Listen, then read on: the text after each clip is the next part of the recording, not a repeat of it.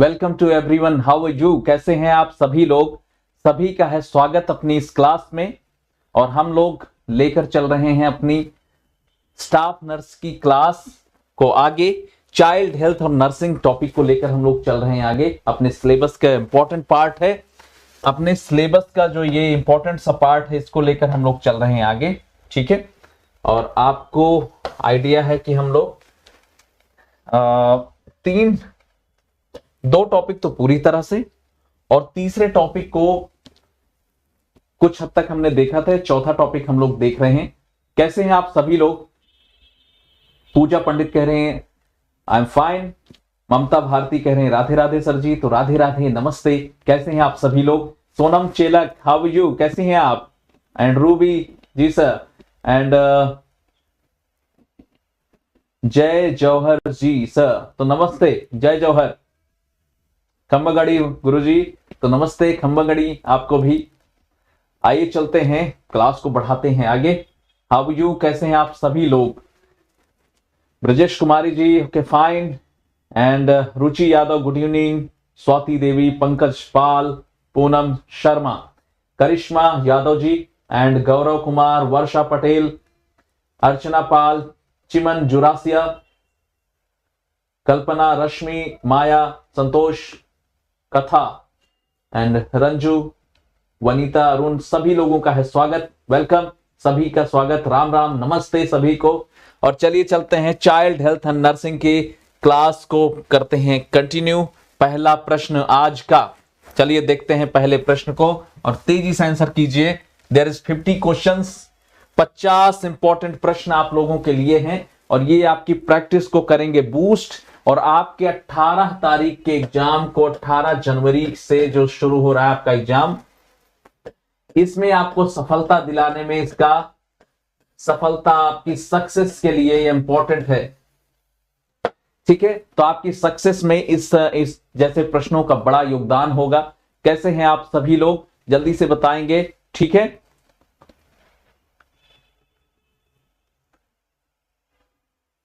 Okay, आइए चलते हैं, देखते हैं पहला प्रश्न।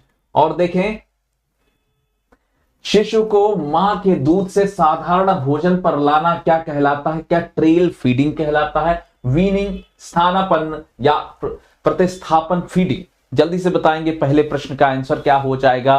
पहले प्रश्न का आंसर क्या हो जाएगा? Okay,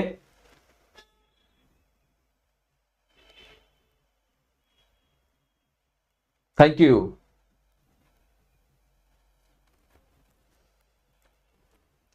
Sonam Khode ji good evening कह रही हैं, तो वेलकम।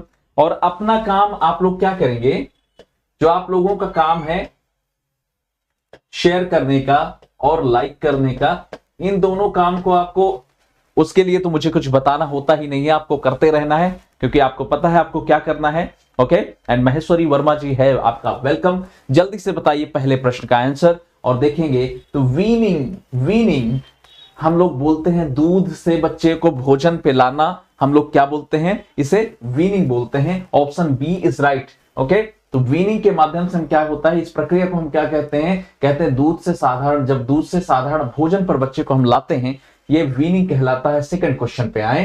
हीमोफीलिया से संबंधित आंतरिक रक्तस्राव का सबसे सामान्य पारंपरिक जो स्थल है वो क्या है? क्या मस्तिष्क ऊतक, ब्रेन टिश्यूज, जठरांत्रिय तंत्र और संधि गुहाएं, या मेरुरज्ज, स्पाइनल कॉर्ड्स?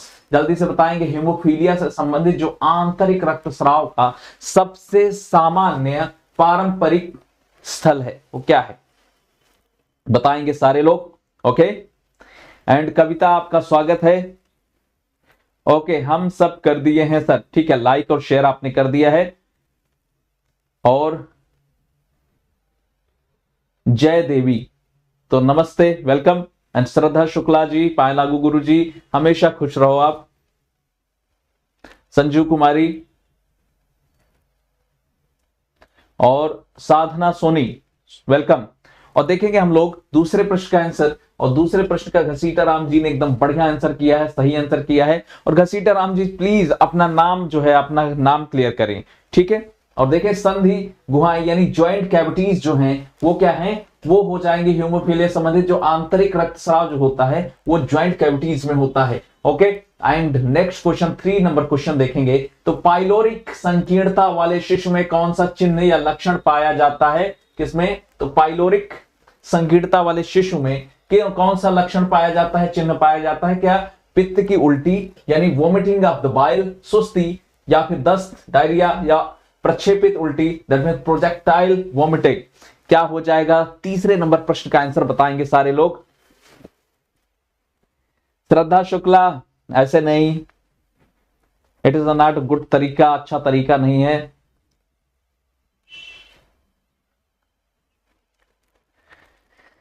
ओके, आपको मैं प्रेम से प्यार से घस्सू भी कह सकता हूं, ठीक है।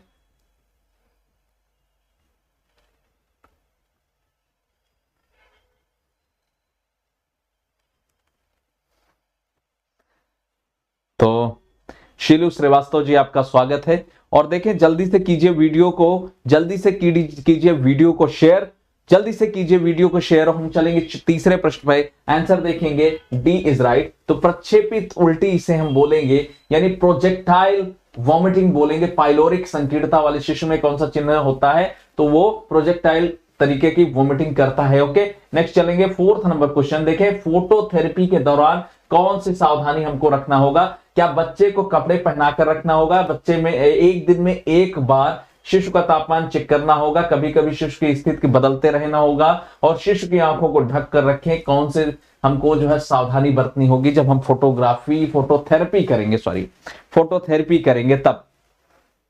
पूजा वर्मा जी आपका स्वागत है अपनी इस क्लास में। और प्रभु शर्मा सर, मेरा नाम भी ले लीजिए, हम भी पृथ्वी लोक पे फेमस हो जाएं।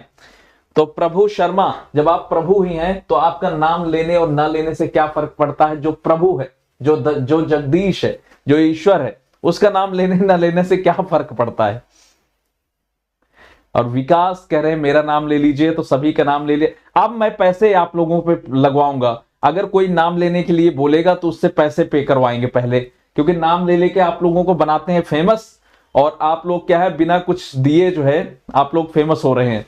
आइए देखते हैं चौथे प्रश्न को। देखें, डी इज राइट। तो अगर आपको फोटोथेरेपी के दौरान क्या सावधानी क्या रखना है? फोटोथेरेपी करवाते हैं बच्चों का, तो शिशु की आंखों को ढककर रखना है, ताकि फोटोथेरेपी के दौरान निकली हुई जो उसकी जो रेज है वो उसकी आंखों, बच्चों की आंखों को प्रभावित ना करें। Next question 5th number. शिशु का सिर पर नियंत्रण होता है 1 माह पर, 3 माह पर, 5 या 6 माह पर? कितने माह पर शिशु अपने सिर पर नियंत्रण कंट्रोल कर पाता है? अदरवाइज आप देखते हैं उसका सिर हिलता रहता है, अगर उसे यहां से पकड़ा आपने तो वो ऐसे गर्दन हिलती रहेगी छोटे बच्चे की। लेकिन जैसे ही बड़ा होता जाता है तो कितने महीनों में वो अपनी अगर आपने गर्दन को पीछे से हाथ नहीं यहां रखा सिर पर, तो बच्चा पीछे की तरफ ऐसे गर्दन हो जाती है। आपने देखा होगा छोटे बच्चों को।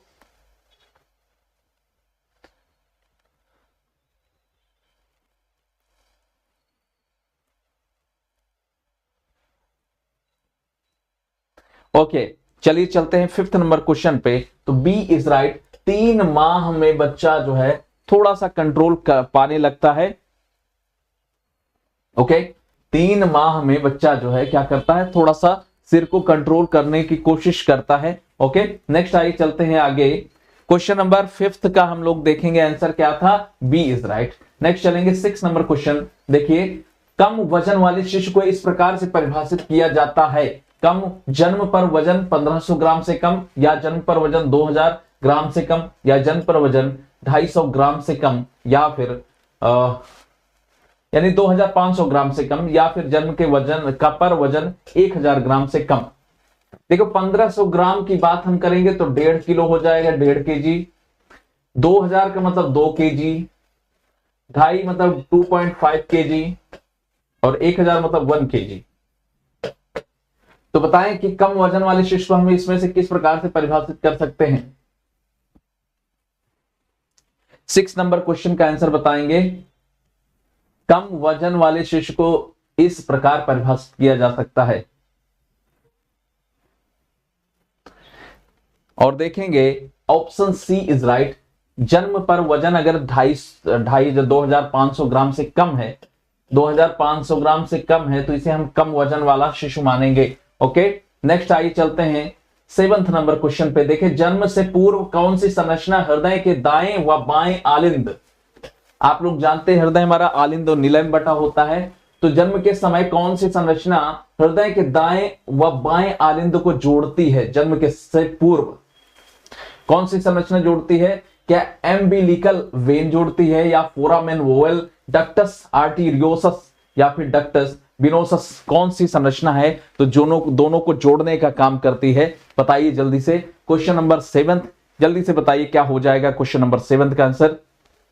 और सरोज कुमार कह रहे सर मेरा नाम ले लो, तो आपका नाम ले लिया गया है। और सारे लोग जितने भी लोग हैं जल्दी से एक ग्रुप में अपने अपने एक ग्रुप में आप करें शेयर, वीडियो को तेजी से कीजिए शेयर, क्योंकि आपके एग्जाम का समय बहुत कम है। जल्दी से वीडियो को कर दें शेयर, तेजी से कर दें शेयर, और हम लोग चलेंगे 7th नंबर क्वेश्चन की तरफ। और 7th नंबर क्वेश्चन का आंसर क्या हो जाएगा? तो देखेंगे फोरामेन ओवल जो है क्या करता है, आपके हृदय के जो जन्म से पूर्व कौन सी संरचना होती है जो हृदय के दाएं व बाएं आलिंद को जोड़ने का काम करती है? वो होती है फोरामेन ओवल। और नेक्स्ट चलेंगे 8 नंबर क्वेश्चन पे, देखेंगे निम्नलिखित में से कौन सा मूत्र में उपस्थित रहने पर एक नवजात के डायपर पर लाल दाग छोड़ता है? कौन छोड़ता है?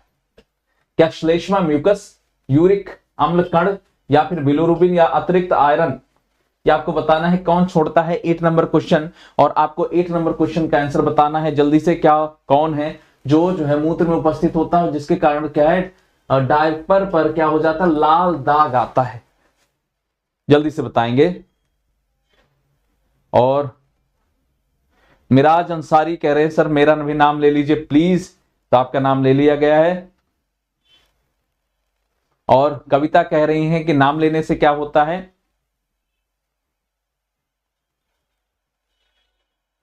ओके ठीक है प्रभु शर्मा, हम लोग आ रहे हैं, क्लास करने के बाद पार्टी में आएंगे। और 8 नंबर क्वेश्चन का आंसर देखेंगे क्या हो जाएगा, तो बी इज राइट। यूरिक अम्ल जो क्रिस्टल्स हैं, यूरिक एसिड जो क्रिस्टल्स हैं, वो अगर आपके जो है आपके नवजात के मूत्र में उपस्थित है तो वो जो है लाल डायपर में लाल कलर जो है छोड़ते हैं थोड़ा सा, ठीक है। Option B is right. 9th number question पे आए, एक 5 वर्षीय बालिका प्रिया तीव्र श्वसन तंत्र संक्रमण से क्या है पीड़ित है, उसे दिया जा सकता है, क्या देंगे? प्रचुर तरल भोजन, सीमित तरल व भोजन व तरल, और केवल दूध, केवल इंट्रावीनस द्रव। देखिए पहली चीज क्या, तीव्र श्वसन तंत्र संक्रमण से पीड़ित है, तीव्र श्वसन तंत्र, सांस लेने में उसे प्रॉब्लम हो रही है। और कीर्ति सिंह वेलकम, आपका स्वागत है कीर्ति। श्वसन तंत्र से संबंधित वो प्रॉब्लम को झेल रही है, उसे हम किस प्रकार से देंगे, उसे हम किस प्रकार से जो है पीड़ित है तो उसे हम किस प्रकार से चीजें देंगे? प्रचुर तरल देंगे, वो भोजन देंगे, सीमित भोजन व तरल देंगे, केवल दूध देंगे, या फिर इंट्रावीनस द्रव देंगे। और क्वेश्चन नंबर 9 का आंसर देखेंगे तो केवल उसे हम क्या करेंगे? प्रचुर तरल व भोजन देंगे, ठीक है, प्रचुर तरल भोजन देंगे हम लोग, ठीक है। ऑप्शन आप देखेंगे तो प्रचुर तरल भोजन देंगे, वह होना ही नहीं चाहिए, ठीक है।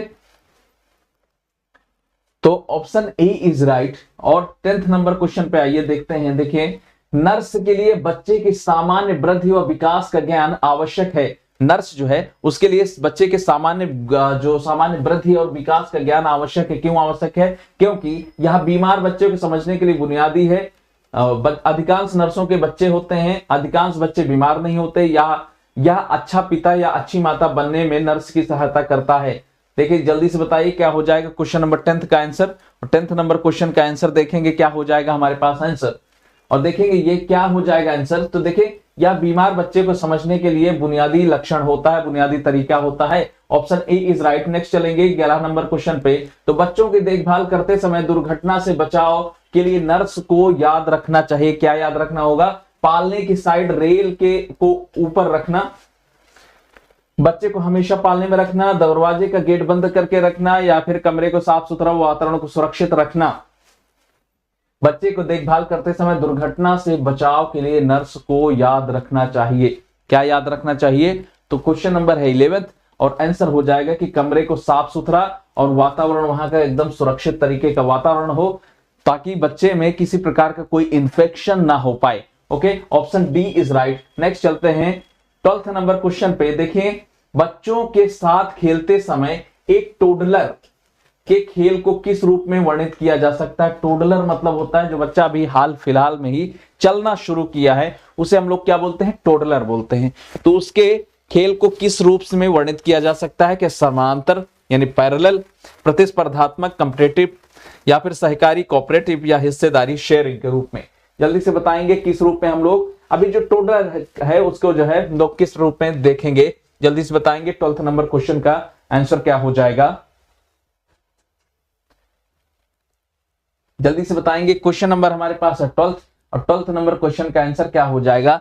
तो ए इज राइट। पैरेलल रूप से, इसे समानांतर रूप से क्या है? बच्चे के साथ खेलते समय एक टोडलर के खेल को किस रूप में वर्णित किया जा सकता है? तो पैरेलल, उसे जो है अन्य बच्चों की तरह ही उसे खेलने देना चाहिए। ठीक है, तो ये चीजें हो गई हैं, ऑप्शन ए इज राइट। और नेक्स्ट चलेंगे हम लोग क्वेश्चन नंबर 13 की तरफ। देखिए, आनुवांशिक रोगों को किसके अतिरिक्त अन्य प्रकारों में वर्गीकृत किया जा सकता है?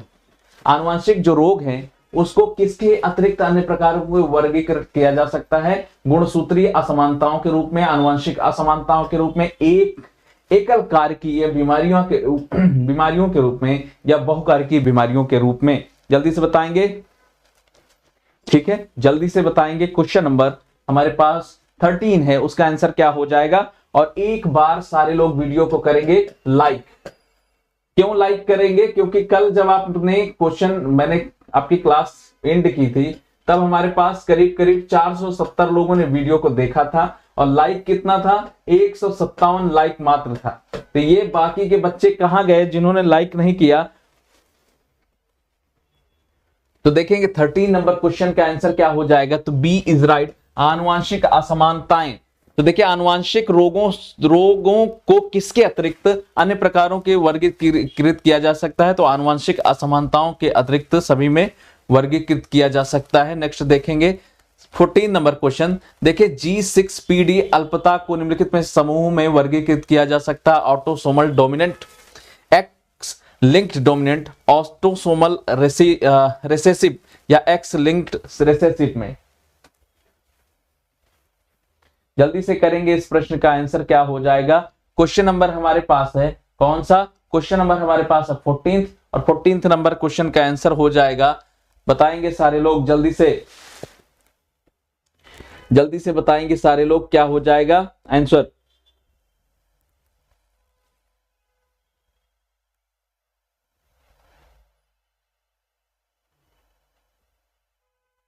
जल्दी से बताएंगे।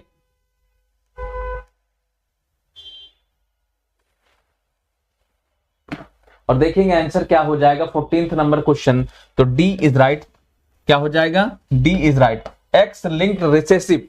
तो G6PD अल्पता को, कमी को निम्नलिखित में से समूह वर्गीकृत किया जा सकता है। किस समूह में? तो एक्स लिंक्ड रिसेसिव समूह में वर्गीकृत किया जा सकता है। और क्वेश्चन नंबर हम लोग देखेंगे 14 के बाद 15th नंबर क्वेश्चन। देखें, पसली धंसना, पसली का क्या है? धंसना, वीजिंग, बुखार आदि लक्षणों वाले 2 वर्षीय बालक के मामले में नर्स क्या करेगी? क्या एंटीबायोटिक देगी व घर पर देखभाल की सलाह देगी?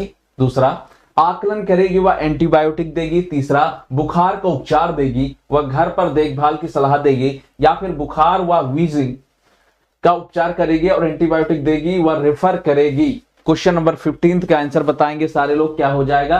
तो देखिए, पसली धंसना, वीजिंग, बुखार आदि लक्षणों वाले 2 वर्षीय बालक के मामले में नर्स क्या करेगी? तो करेगी क्या? तो बुखार व वीजिंग का उपचार करेगी और एंटीबायोटिक देगी व रेफर करेगी। Option D is right. Okay, next चलते हैं। और ये सारे के सारे प्रश्न आपके एग्जाम में आए हुए प्रश्न है। ये हैं सारे के सारे old year questions, old year questions हैं। ठीक है, तो इसलिए जो है आप देखते रहें किस प्रकार के प्रश्न पूछे जाते हैं आपके एग्जाम में, जो कि है आपका स्टाफ नर्स का एग्जाम। तो देखिए, शाला पूर्व बच्चों को प्रत्येक 6 माह पर विटामिन ए की कितनी खुराक दी जाती है? कितनी खुराक हम लोग प्रत्येक 6 माह में बच्चों को देते हैं, वो भी विटामिन ए की? क्या हम लोग तो हम लोग क्या करते हैं? 1 लाख, हाँ 1 लाख देते हैं के हिसाब से, आयु के हिसाब से, या फिर एक 1,50,000 और या फिर 2 लाख या फिर इकाई दहेज सैकड़ा हजार 10 लाख 2,50,000 कितना देते हैं हम लोग, कितना माह विटामिन ए की कितनी खुराक हम लोग देते हैं उसे, ये आपको बताना है। 16 नंबर क्वेश्चन है, ठीक है। जल्दी से आंसर, हमारे पास बहुत अच्छे आंसर आ रहे हैं और देखेंगे आंसर क्या हो जाएगा। 16 नंबर क्वेश्चन, क्वेश्चन नंबर 16 का आंसर क्या हो जाएगा। तो हम लोग करते हैं क्या, 2 लाख जो है वो हम लोग क्या करते हैं, उसे खुराक देते हैं, ठीक है। तो 2 लाख यूनिट के हम लोग खुराक उसे देते हैं। और इसके अलावा देखेंगे 16 के बाद 17 नंबर क्वेश्चन पे आएंगे तो देखेंगे, देखिए नवजात के सिर का औसत परिमाप कितना होता है, क्या हो जाता है 28 सेंटीमीटर, 30 सेंटीमीटर, 32 से 34 सेंटीमीटर। जो नवजात है, नियोनेट है, के सिर का औसत परिमाप कितना होता है। 17 नंबर क्वेश्चन जल्दी से बताएंगे क्या हो जाएगा 17 नंबर क्वेश्चन।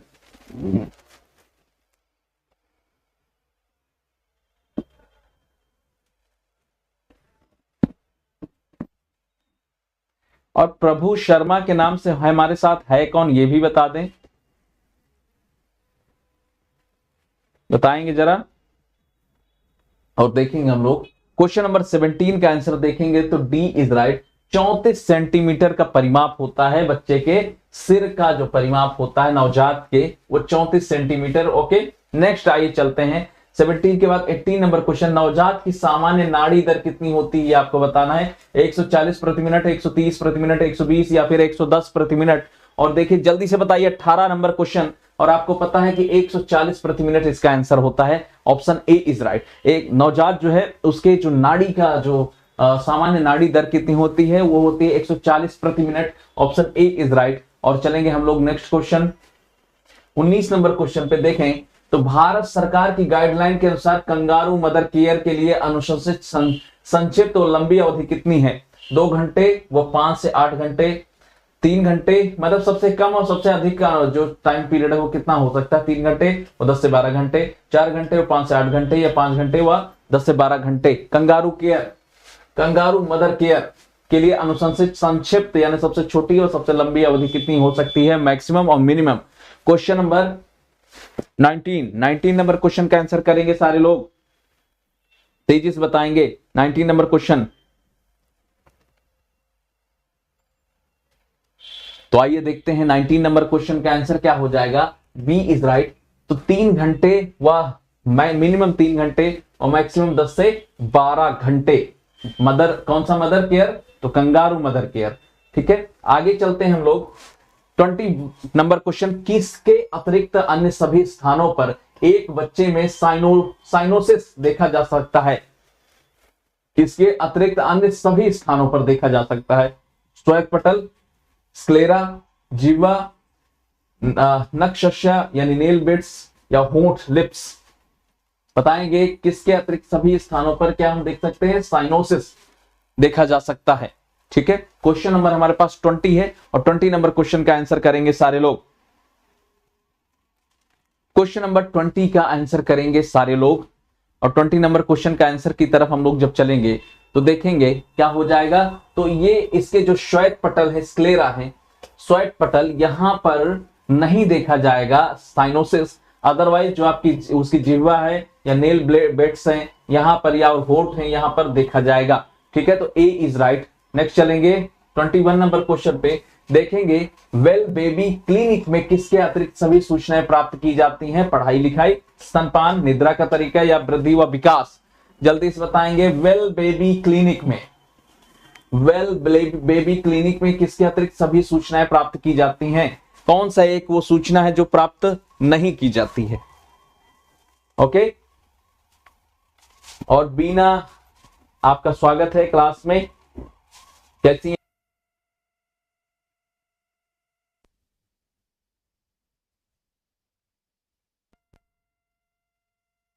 लिखाई को छोड़कर बाकी चीजें हम लोग क्या करते हैं, वेल बेबी क्लिनिक में हम लोग स्तनपान, निद्रा का तरीका और वृद्धि और विकास तीनों चीजों का माप करते हैं, तीनों चीजों को जानते हैं। ओके, 22 नंबर क्वेश्चन पे आए। गैस्ट्रोस्टोमी नलिका द्वारा फीडिंग से पूर्व नर्स को क्या करना चाहिए। क्या नलिका का अंतः चूषण करना चाहिए, या धीरे धीरे 5 ml पानी डालना चाहिए, या फिर बच्चे को एक चुस्नी देनी चाहिए, या बच्चे को अर्ध फाउलर स्थिति में रखना चाहिए। तो बताएं गैस्ट्रोस्टोमी नलिका द्वारा फीडिंग से पूर्व क्या करना चाहिए। क्वेश्चन नंबर है 22 और 22 नंबर क्वेश्चन का आंसर देखेंगे तो डी इज राइट। तो बच्चे को अर्ध फाउलर स्थिति में रखना चाहिए। और जरा बताएं अर्ध फाउलर स्थिति का मतलब क्या है।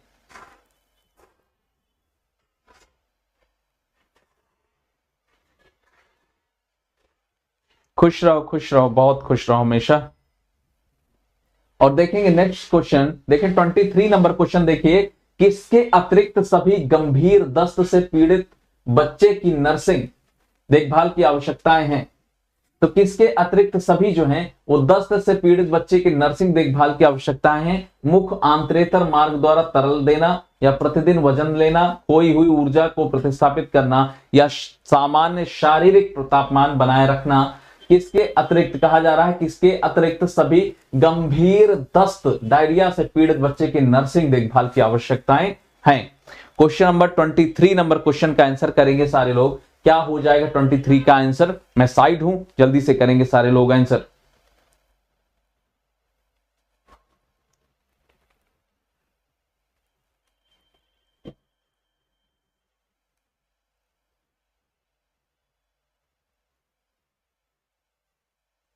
और देखें आंसर क्या हो जाएगा, 23 का आंसर क्या हो जाएगा। तो डी इज राइट। तो सामान्य शारीरिक तापमान बनाए रखना, ये जो है ये गंभीर दस्त से पीड़ित बच्चे की नर्सिंग देखभाल की आवश्यकता नहीं है। कि कह रहा है किसके अतिरिक्त, तो इसके अतिरिक्त ये सारी चीज ध्यान देना होगा आपको। तरल देना होगा, प्रतिदिन वजन लेना होगा, खोई हुई ऊर्जा को फिर से प्रतिस्थापित करना होगा। ओके 24 नंबर क्वेश्चन पे आए तो देखिए, शिशु को अपना दूध पिलाने वाली एक मां में निम्नलिखित में से कौन सी प्रतिक्रिया अपेक्षित है, जरूरी है। क्या है, क्या एड्रेनालिन की वृद्धि, या प्रोलैक्टिन निरोधक कारक की वृद्धि, या हाइपोथैलेमिक डोपामिन की वृद्धि, या फिर ऑक्सीटोसिन की वृद्धि। यह आपको बताना है। 24 नंबर क्वेश्चन है और इसका आंसर बताएंगे सारे लोग।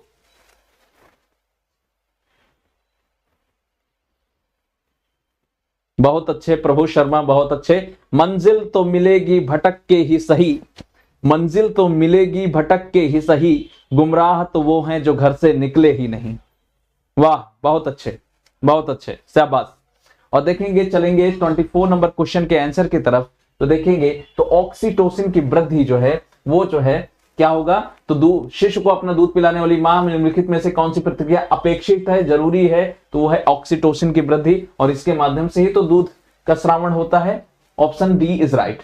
25 नंबर क्वेश्चन पे आए तो जबड़े की अनुपस्थिति या विकृत विकास क्या कहलाता है। एग्लोसिया कहलाता है, एग्लूटिशन या एग्नोसिया, या फिर एग्नेथिया।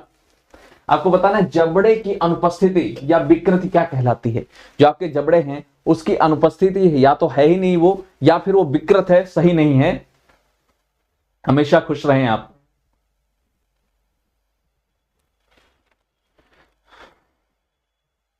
पच्चीस नंबर क्वेश्चन और आंसर देखेंगे तो इसे हम क्या बोलते हैं, इसे हम लोग बोलते हैं एग्नेथिया। एग्नेथिया बोलते हैं जबड़े की अनुपस्थिति या उसका विकृत होना क्या कहलाता है, तो एग्नेथिया कहलाता है। Option D is right. और 26 नंबर क्वेश्चन पे आएंगे तो फोटोथेरेपी डैश द्वारा सीरम बिलिरुबिन को कम करती है। तो फोटोथेरेपी डैश द्वारा सीरम बिलिरुबिन को कम करती है, किसके माध्यम से, फोटो ऑक्सीडेशन के द्वारा। फोटोथेरेपी फोटो ऑक्सीडेशन द्वारा, या फोटो आइसोमराइजेशन के द्वारा, या फिर फोटो कंजुगेशन के द्वारा, या संरचनात्मक परिवर्तन स्ट्रक्चर चेंज के द्वारा सीरम बिलिरुबिन को कम करती है फोटोथेरेपी में। जल्दी से बताएंगे क्या हो जाएगा। प्रश्न नंबर 26 का आंसर बताएंगे सारे लोग। और देखिए तो फोटो इंसोमेराइजेशन या इंसोमेराइजेशन के द्वारा क्या हो जाता है। ऑप्शन बी देखें तो फोटो इंसोमराइजेशन के द्वारा क्या होता है, सीरम बिलिरुबिन को कम करती है फोटोथेरेपी। फोटो आइसोमराइजेशन के द्वारा बिलिरुबिन, सीरम बिलिरुबिन को कम करने का काम करती है। Option B is right. 27 number question पे आए तो बीसीजी के रूप में तैयार किया जाता है क्या। मृत वैक्सीन, तिहरी वैक्सीन, ट्रिपल वैक्सीन, जीवित दुर्बल वैक्सीन, लाइव एटीन्यूटेड वैक्सीन, या फिर मिश्रित वैक्सीन, कंबाइंड वैक्सीन क्या है? बीसीजी के रूप में कौन सी वैक्सीन तैयार की जाती है? आप बताएंगे सारे लोग, जल्दी से बताएंगे। बीसीजी के रूप में कौन सी वैक्सीन तैयार की जाती है? जल्दी से बताएंगे कौन सी वैक्सीन तैयार की जाती है। और साथ ही एक चीज और आप ध्यान देंगे, क्या ध्यान देंगे कि वीडियो को आपने लाइक किया है या नहीं। जिसने लाइक नहीं किया तुरंत लाइक कर ले, तुरंत लाइक कर ले। और साथ ही लाइक करने के साथ ही और क्या करेगा, लाइक करने के साथ ही तुरंत मुझे बताएगा कि किसने लाइक किया है और किसने लाइक नहीं किया है। ठीक है, तो देखेंगे बीसी 27 नंबर क्वेश्चन का आंसर आप लोग जानते हैं।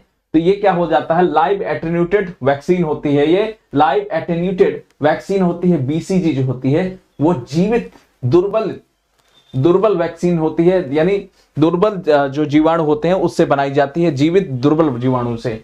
तो ये 27 का सी इज राइट। और नेक्स्ट चलेंगे 28 नंबर क्वेश्चन और देखेंगे दाई ओर का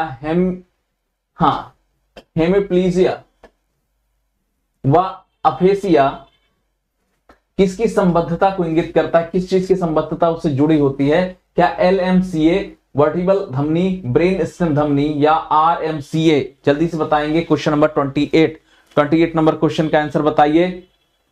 ओके, विनीता गुप्ता धन्यवाद, बहुत बहुत धन्यवाद, थैंक यू। एंड अभय चौहान और परी सिंह कह रहे सर स्टार्टिंग में ही लाइक कर दिए हैं, तो थैंक यू परी। एंड मोनू दीक्षित लाइक कर दिए सर। ओके, एंड अर्चना पाल आपने भी लाइक कर दिया है। संध्या राजपूत आपने भी लाइक कर दिया है। विकास मौर्य आपने भी लाइक कर दिया है। साथ ही कथा मैं भी लाइक कर दिए।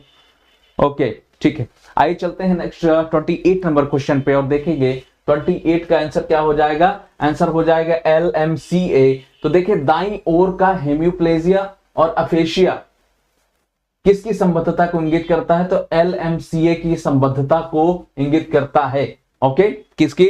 LMCA। नेक्स्ट चलेंगे 29 नंबर क्वेश्चन। देखिए नवजात में डक्ट्स और ऑर्टिरियोसिस, क्या नवजात में डक्ट्स ऑर्टिरियोसिस संरचनात्मक रूप से संबद्ध होता है किसे? जन्म पर, जन्म से 3-4 दिन पश्चात, या जन्म के बाद 10वें दिन, या जन्म के बाद 28वें दिन। नवजात में डक्टस ऑर्टिरियोसिस संरचनात्मक रूप से बंद होता है, कब बंद होता है?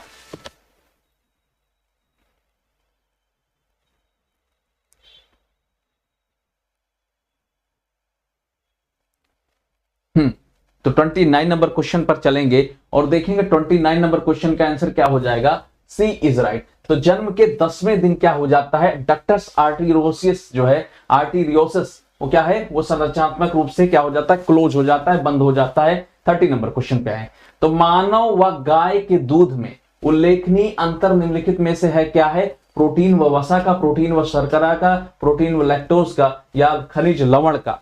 आपको बताना है। क्वेश्चन नंबर 30 नंबर क्वेश्चन का आंसर क्या हो जाएगा। और आपको पता है कि जो मां का दूध होता है वो उसमें शर्करा की स्तर थोड़ी ज्यादा होती है। जो बकरी और गाय का दूध होता है उसमें शर्करा का स्तर क्या हो जाता है? कम होता है। आंसर हो जाएगा सी इज राइट। आंसर हो जाएगा कौन सा? 30 का सी इज राइट। तो प्रोटीन व लैक्टोज जो है इसकी मात्रा में अंतर होता है। ठीक है, और इसके अलावा 31 नंबर क्वेश्चन पे आएंगे। तो मूत्रीय व जनन तंत्र के मध्य असामान्य संयोजन जेनिटो यूरिनरी क्या कहलाता? पिस्टुला कहलाता है, ट्यूमर अट्रेसिया, या फिर प्रोलेप्स कहलाता है। मूत्री व जनन तंत्र के मध्य संयोजन, हाँ मतलब ये कहा जा रहा है जैसे मूत्री और जनन तंत्र, जैसे हम अगर पुरुष की बात करेंगे तो पुरुष में क्या आपने देखा होगा, मान लीजिए ये जो है ये टेस्टिस हो गए और ये जो है उसका पार्ट है टेस्टिस से जुड़ा हुआ, और इसी में इससे भी जो है इसके अलावा एक जो ऊपर से आपका जो आता है उसके माध्यम से जो है इधर से मूत्र और यहां से टेस्टिस से जो स्पर्म है वो जाते हैं। तो ये दोनों जो जुड़े होते हैं, संयोजन होता है जेनिटो यूटिनरी, उसे हम क्या बोलते हैं? पेस्टुला, ट्यूमर, आस्ट्रेसिया, प्रोलप्स क्या बोलते हैं। क्वेश्चन नंबर हमारे पास 31 है और 31 का हम आंसर देखेंगे तो क्या हो जाएगा? तो इसे हम बोलते हैं फिस्टुला, फिस्टुला या fistula. Okay, option A is right. 32 number देखेंगे तो देखिए थैलेसीमिया एक जन्मजात अस्थि विकार है, रक्त विकार है, न्यूरल विकार है, पेशीय विकार है। आपको बताना है कि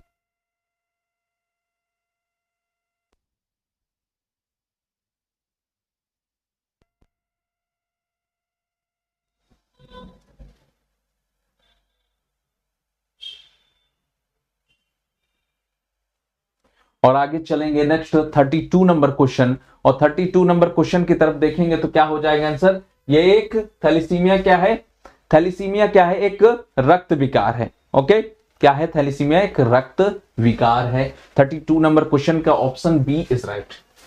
नेक्स्ट चलेंगे 33 नंबर क्वेश्चन, और 33 नंबर क्वेश्चन का देखेंगे प्रश्न। देखिए नवजात का प्रथम मल स्टूल कहलाता है, क्या कहलाता है, सीबम, लेगुनो, मिकोनियम और वर्निक्स केसियोसा। और देखेंगे कल ही हमने इसको देखा था, कल ही हमने देखा था, तो इसमें बहुत कुछ समझना नहीं। जो नवजात बच्चा है उसका जो प्रथम मल है वो क्या कहलाता है, माइकोनियम कहलाता है। ओके, तो 33 नंबर क्वेश्चन का आंसर क्या होगा, सी हो जाएगा। और नेक्स्ट चलेंगे 34 नंबर क्वेश्चन पे। 34 नंबर क्वेश्चन पे आइए देखते हैं, तो निम्नलिखित में से कौन सा टीकाकरण गर्भवती महिला के लिए आवश्यक है, क्या टिटनेस का, बीसीजी, रूबेला या डीपीटी का। जल्दी से बताएंगे कौन सा वो वैक्सीन है, कौन सी वैक्सीन है जो गर्भवती महिला को दी ही जाती है, निश्चित तौर पे दी जाती है। तो 34 नंबर क्वेश्चन का आंसर बताएंगे सारे लोग, क्या हो जाएगा। और आपको पता है कि 34 नंबर क्वेश्चन का आंसर हो जाएगा टिटनेस का जो टीका है वो दिया जाता है। ठीक है, गर्भवती महिला को हम लोग देते हैं, और आंसर हो जाएगा ये। 35 नंबर क्वेश्चन पे आइए चलते हैं, देखते हैं। तो नवजातीय पीलिया के उपचार, नवजातीय पीलिया के उपचार हेतु कौन से रंग की रोशनी, नवजातीय पीलिया के उपचार हेतु कौन सी रंग की रोशनी का प्रयोग किया जाता है, क्या लाल रंग की, पीली रंग की, नारंगी रंग की या नीली रंग की। किस तरह की रोशनी का उपचार हम करते हैं पीलिया को समाप्त करने के लिए, नवजात की पीलिया को समाप्त करने के लिए। क्वेश्चन नंबर है 35 और आंसर हो जाएगा नीली रंग की रोशनी का प्रयोग करते हैं हम लोग। ओके, किस प्रकार की रोशनी का प्रयोग करते हैं, तो नीली कलर की रोशनी का हम लोग करते हैं प्रयोग। ओके, नेक्स्ट चले क्वेश्चन नंबर 36 की तरफ चलेंगे। तो 36 नंबर क्वेश्चन को देखेंगे तो देखिए चावल के पानी जैसा मल, राइस वाटर स्टूल, डेंगू में, मलेरिया में, हैजा में, टाइफाइड में, सिंपल सा हैजा में। 36 का आंसर क्या हो जाएगा, सी इज राइट। नेक्स्ट चलते हैं 37। देखिए निम्नलिखित में से कौन सी जांच डिप्थीरिया के लिए है, क्या वो मेंटॉक्स टेस्ट है, सिक टेस्ट है, या फिर विडॉल है, या फिर VDRL टेस्ट है। आपको बताना है VDRL टेस्ट है। कौन सा टेस्ट हम लोग करते हैं, वो भी किसके लिए, डिप्थीरिया के लिए। जल्दी से बताएंगे डिप्थीरिया के लिए हम लोग कौन सा टेस्ट करते हैं, जल्दी से बताइए, तेजी से बताइए। ओके, क्वेश्चन नंबर है 37। 37 नंबर क्वेश्चन है हमारे पास।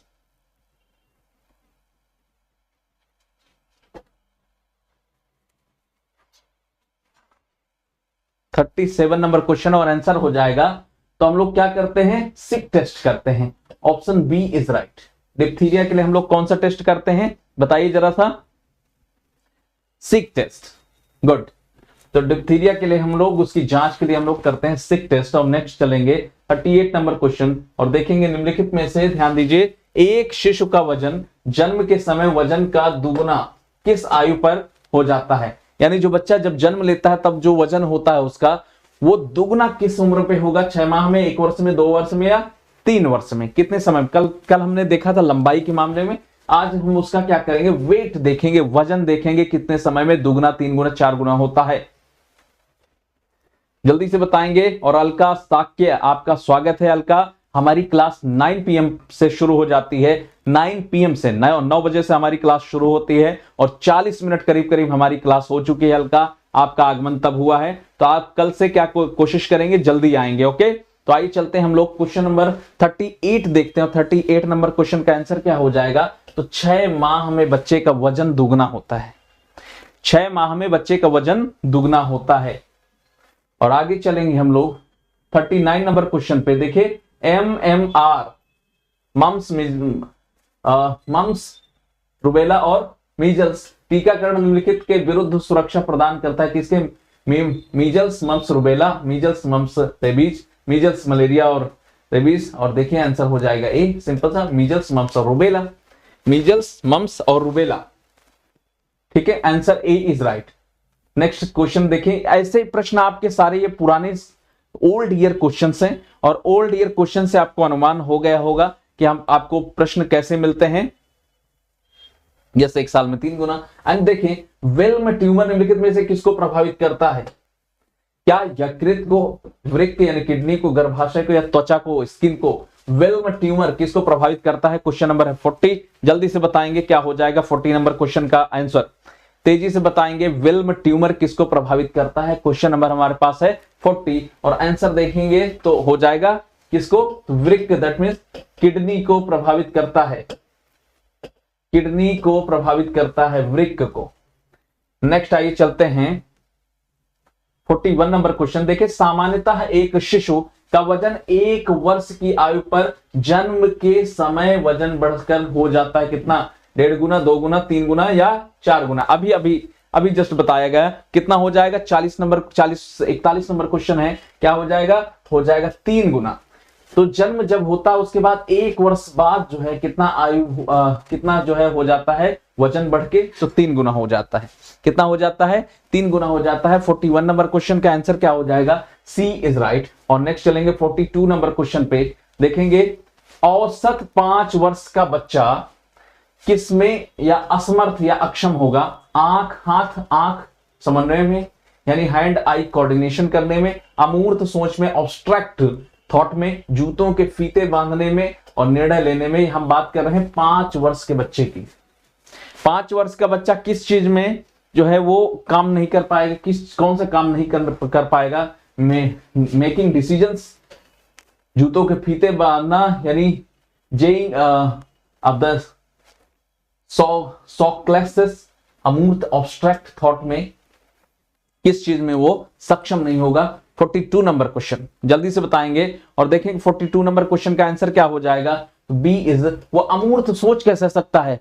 जो बच्चा अभी इस उम्र में आया ही नहीं है, 5 साल के बच्चा अमूर्त कैसे सोच सकता है? अमूर्त मतलब जो दिखाई न दे चीजें, उन चीजों के बारे में बातचीत करना वो अमूर्त कहलाता है। यानी ईश्वर के बारे में बातचीत करना, या फिर जो है जो चीजें दिखाई नहीं देती हैं, कुछ भी नए विचार देना, वो कैसे हो सकते हैं 5 साल की उम्र में? 43 नंबर क्वेश्चन पे आए। देखिए, शिशु की शारीरिक वृद्धि सामान्यतः किसके द्वारा नापी जाती है? वजन के द्वारा, आईक्यू टेस्ट के द्वारा, सिर का परिमाप ऊंचाई के द्वारा, या डेनवर डेवलपमेंट स्क्रीनिंग टेस्ट। और देखेंगे आंसर क्या हो जाएगा। 43 नंबर क्वेश्चन का आंसर क्या हो जाएगा? तो हम लोग क्या कहते हैं, शिशु की जो शारीरिक वृद्धि है सामान्यतः किसके द्वारा नापी जाती है? उसके वजन के माध्यम से हम नापते हैं। तो 43 का आंसर क्या हो जाएगा बच्चे? ए इज राइट। क्या हो जाएगा? ए इज राइट। और नेक्स्ट चलेंगे 44 नंबर क्वेश्चन पे, देखेंगे दुग्ध श्रावण यानी लैक्टेशन का सबसे शक्तिशाली उद्दीपक क्या है? यानी कौन उसको स्टिमुलेट करता है? दूध निकलना, जो स्रावित होता है, निकलता है, उसे उद्दीपित कौन करता है? उसे कौन उसे जो है उद्दीपित करता है, यानी स्टिमुलेट करता है? क्या क्लोप्रोमाइड, पीपीएच, या फिर ब्रोमोक्रिप्टिन, या चूषण, सकिंग? ये आपको बताना। 44 नंबर क्वेश्चन का आंसर क्या हो जाएगा? 44 नंबर क्वेश्चन का आंसर बताएंगे सारे लोग।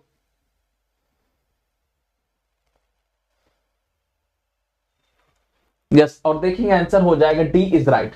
तो सकिंग जो है, जब बच्चा जो है दूध को सक करता है, तब क्या है, उससे वो उद्दीपन का काम करता है और लैक्टेशन तेजी से होता है। ओके, नेक्स्ट देखेंगे क्वेश्चन नंबर 45। देखिए, कौन सा घटक मानव में दूध में नहीं होता है? कौन सा नहीं होता है? Magnesium, IgA, vitamin D, calcium. Question number आपको बताना है 45 नंबर क्वेश्चन। बहुत अच्छा टिंकल और घसीटाराम जी सही है आंसर, ललिता यादव, अजीत गोडा। तो आइए देखते हैं क्वेश्चन नंबर 45 का आंसर क्या हो जाएगा। B is right. Vitamin D जो है आप मां के दूध में नहीं पाया जाता, ठीक है, दूध में घटक में नहीं होता है विटामिन डी।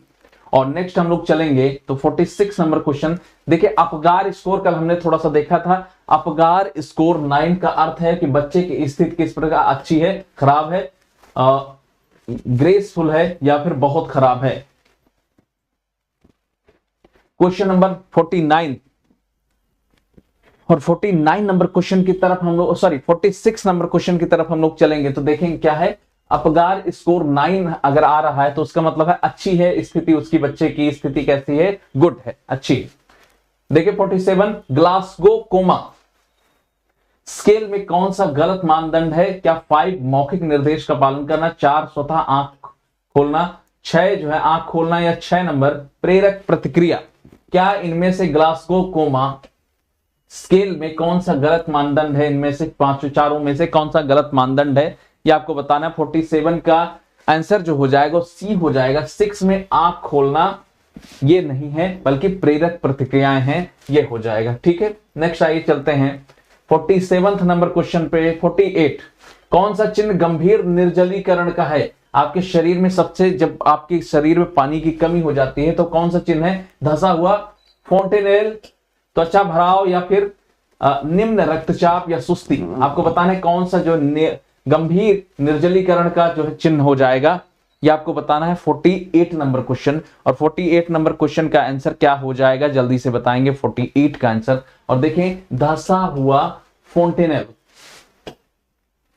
अगर ये आपका धंसा हुआ पार्ट है आंखों वाला तो आप देखेंगे तो निर्जलीकरण जो है ये लक्षण है।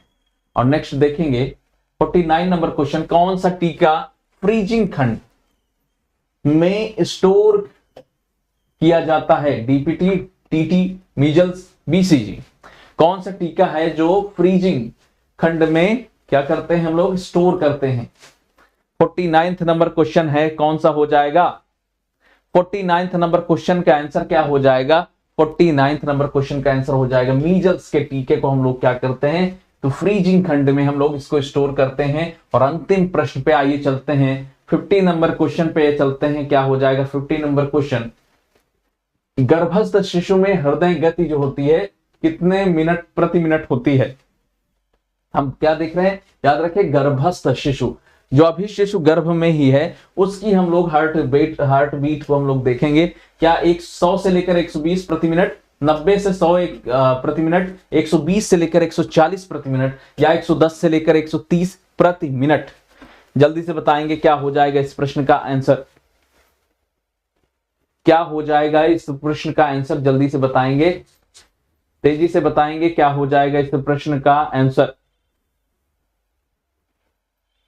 और हम बात कर रहे हैं गर्भस्थ शिशु की, जो बेबी अभी गर्भ में है, जो बेबी अभी गर्भ में है। और आंसर देखेंगे तो ये हो जाएगा सी, दैट मींस 120 से लेकर 140 प्रति मिनट क्या होगा? हार्ट रेट होगी। जो हार्ट रेट है, हार्ट रेट कितनी होगी? तो हो गई 120 to 140 पर मिनट। ठीक है, पर मिनट। तो thank you so much, thank you so much. ये थी आज की अपनी क्लास 50 इंपॉर्टेंट क्वेश्चंस, और वो भी कैसे क्वेश्चन जो पिछले एग्जामों में बार बार आए हुए हैं, ताकि आप लोगों का रिवीजन होता रहे। क्योंकि we don't have more time, हमारे पास अधिक समय नहीं है कि हम लोग बहुत कुछ एक्स्ट्रा कर पाएं, लेकिन हम ये तो कर ही सकते हैं पिछले सालों के क्वेश्चंस को रिवाइज करेंगे, ताकि क्योंकि आपको पता है कि आपके एग्जाम्स में पिछले सालों और अभी कुछ नया ज्यादा कुछ होता नहीं है, तो आपके कुछ पिछले सालों के क्वेश्चंस और अभी के क्वेश्चंस एकदम सेम ही लगभग आते हैं। कुछ क्वेश्चंस तो चेंज होंगे लेकिन अधिकतर क्वेश्चंस रिवाइज होते हैं। इसलिए जो है आपको revision and revision, that means practice and practice करना है, और आपका काम हो जाएगा, मुझे पूरा विश्वास है। तो थैंक यू सो मच। जो लोग वीडियो को जिन्होंने लाइक नहीं किया है वो क्या करेंगे, जल्दी से वीडियो को करेंगे लाइक और बढ़ेंगे आगे। ठीक है, थैंक यू सो मच। हम लोग मिलते हैं कल अपने इसी टाइम पर 9 PM पर। तब तक के लिए अपना ध्यान रखें। गुड नाइट, टेक केयर, जय हिंद।